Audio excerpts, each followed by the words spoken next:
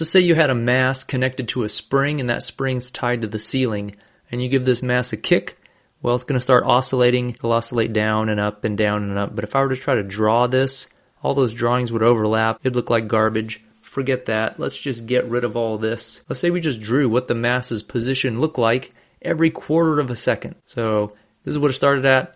Wait a quarter of a second, now it's here. Quarter of a second, now it's here. So this is one mass. And we just took pictures of it, and we moved those pictures right next to each other. If I were to connect the dots, I get a graph, which is basically the height of this mass as a function of time.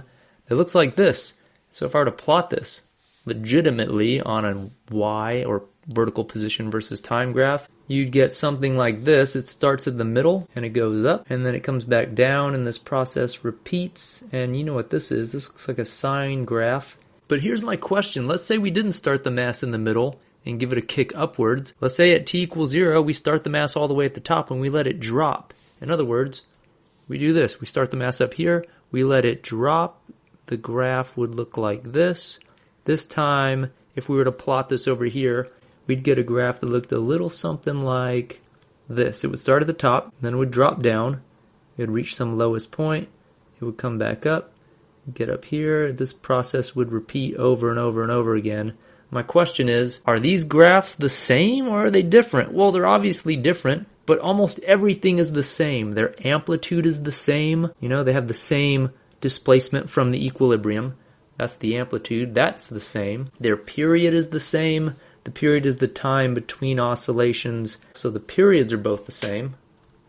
The only thing that's different is that one graph is shifted compared to the other. In fact, check this out. If I were to take this green graph, the initial one, and just shift it left, we get the exact same graph.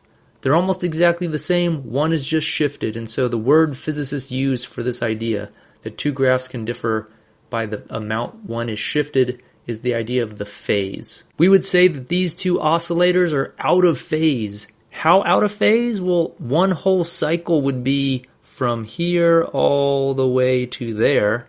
They're not that out of phase. They're just shifted by this much, and that, it turns out, for this case I've drawn here, is only a quarter of a cycle. So you could say these are a quarter of a cycle out of phase, or if you think of the unit circle, we know 1/4 of a cycle would correspond to 90 degrees, either 90 degrees or pi over 2. That's what these are. These are out of phase by pi over 2 radians or 90 degrees. So how do we describe this idea of phase mathematically?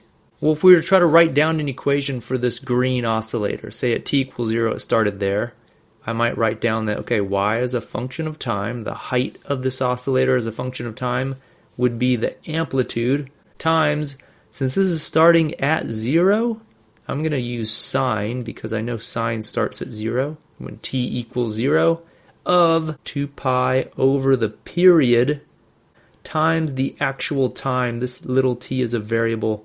This little t represents the actual time at a given moment. So let's make sure that this equation actually works. If I were to start off at t equals 0 and plug in t equals 0 in here, the sine of 0 is just 0. So this whole thing becomes 0, and that's what I should have. I should start at t equals 0 at a y value of 0. So that's good. And then as t gets a little bit bigger, this inside amount gets a little bit bigger. The sign of a tiny positive amount will be a tiny positive number. So that's why this graph goes up from there. Eventually it gets to the peak. Where will it reach its peak? It will reach its peak when it gets through a quarter of a cycle. Remember, a whole cycle is this whole amount here. So a quarter of a cycle is just when it gets to the amplitude from 0. And that will be at a time t equals the period over 4.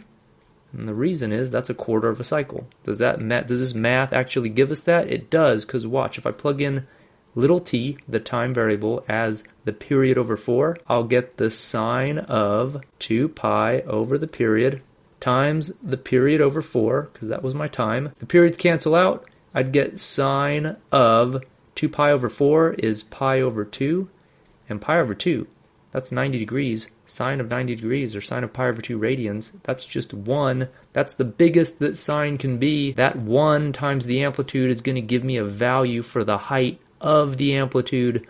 This is going to describe my oscillator perfectly, since it's going to give what the height is at any given moment of time. So that wasn't too bad, but what do we have to change in order to describe the purple oscillator?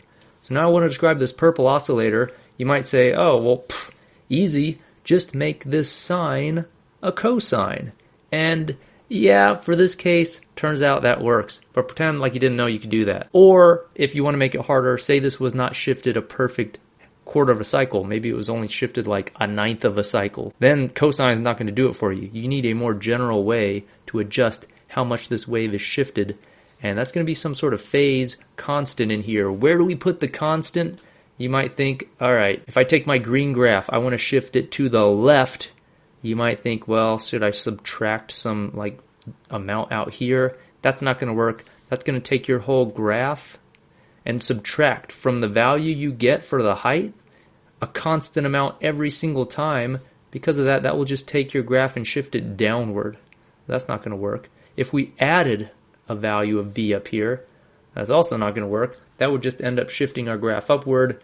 All right, this b value is not going to do it for us. So you might want that in certain situations, but that's not going to shift the graph left or right. Turns out what we have to do to shift it left or right is add a constant within this argument of the sine here. So if I wanted to describe my purple oscillator, I'd say that y as a function of time is the same amplitude. Let's just again use sine. It would be 2 pi over the period times time.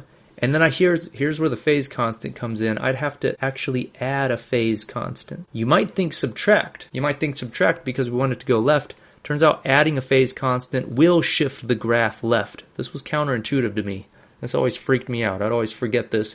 How come adding a phase constant shifts the graph to the left? Well, watch. If we take this equation now, and instead of putting phi in there, this is the symbol we use for the phase constant in general, phi. And in this case, we know what it should be. It should be a quarter of a cycle, and for a sine graph, a quarter of a cycle is pi over 2. So let's just see if this works. At t equals 0, we used to get 0, which is what we wanted, but now for the purple graph, I need to start at a maximum value. So at t equals 0, this whole amount right here becomes 0, and I'm just left with sine of pi over 2, and sine of pi over 2 is 1. That's a maximum value, so times amplitude would give us the amplitude, which is what we want. We want a graph that starts at the amplitude. And this is better than just putting cosine, or at least it's better to know about, because now even if this phase shift was pi over 4, or pi over 9, or pi over 27, you could shift by any amount you want using sine or cosine. Now you know how to shift these things. Adding a phase constant will shift it to the left, subtracting will shift it to the right, and the larger the phase constant, the more it's shifted. You don't ever really need to shift it by more than 2 pi, since after you shift by 2 pi, you just get the same shape back again. So this constant in here, it's pi over 2 in this case. In general, it would look like this. You'd have some oscillator. It's got some amplitude. You could use sine or cosine, plus a phase constant. And this phase constant will determine how much this oscillator is shifted left or right. And I should say, be careful. Physicists can be sloppy here and use the same word for multiple things. Sometimes the word phase is used just for this little part here, this little added constant part.